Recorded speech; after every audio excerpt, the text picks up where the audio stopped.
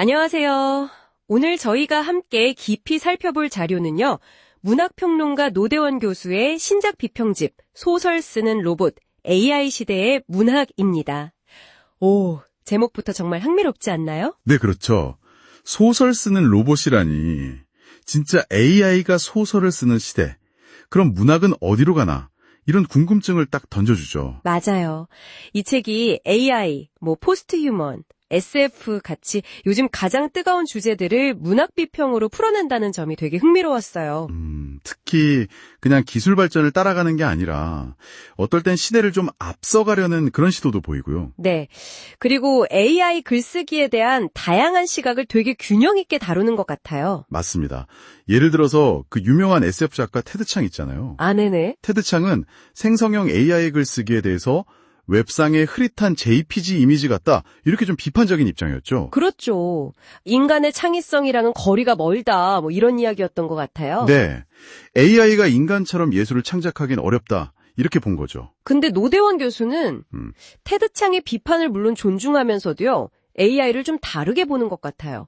뭐랄까? 사고와 상상력의 근육을 키우는 지게차가 될 수도 있다, 이런 식으로요. 맞아요. AI에 대한 생각을 굉장히 입체적으로 펼쳐내고 있어요. 그래서 오늘 저희는 이 책을 통해서 AI랑 문학이 만나는 그 지점들, 그 흥미로운 이야기들을 함께 탐구해 보려고 합니다.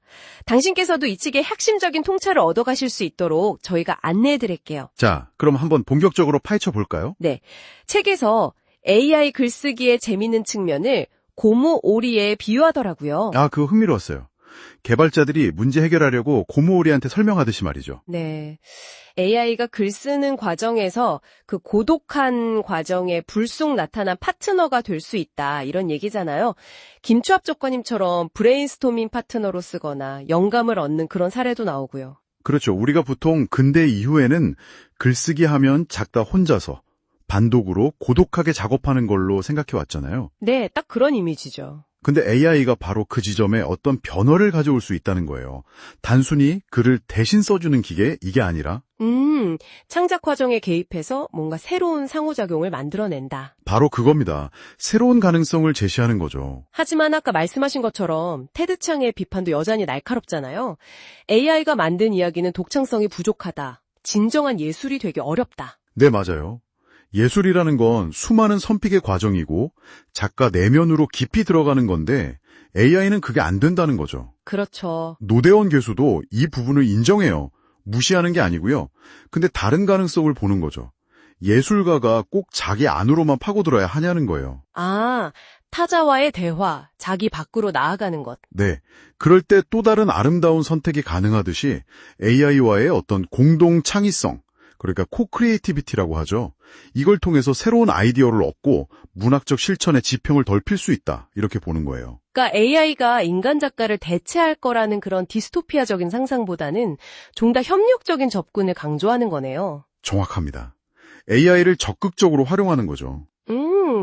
그렇게 보면 AI 덕분에 창작 과정의 생산성이 높아질 수도 있고, 또 인간 작가 혼자서는 생각하기 어려웠던 작품이나 새로운 장르가 나올 수도 있겠네요. 네, 책에도 그런 사례들이 좀 나와요.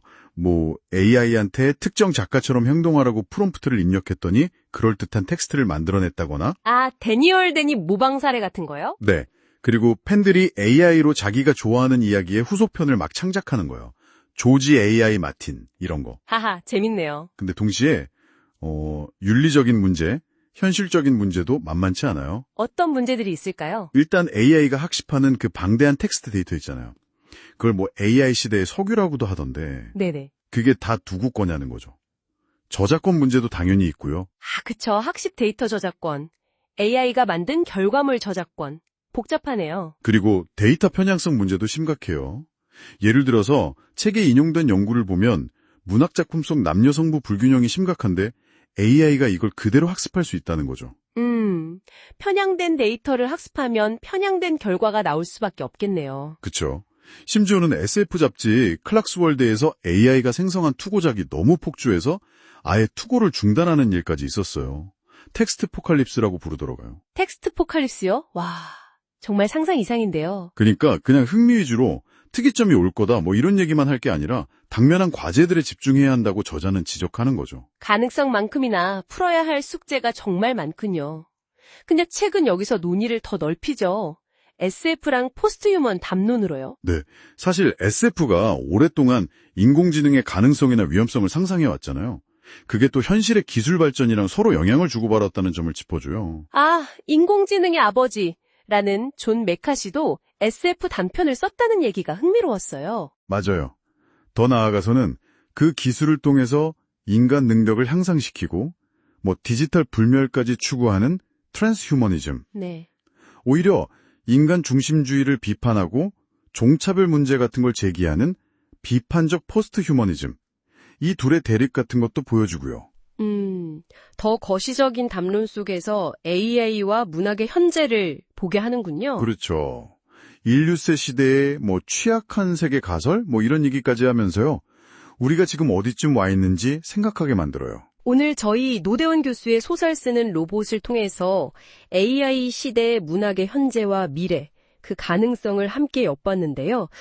저는 AI를 단순히 도구나 위협 이렇게만 보는 게 아니라 창작의 파트너, 또 새로운 문학적 상상력의 촉매제, 이렇게 입체적으로 보는 저자의 시각이 참 인상 깊었습니다.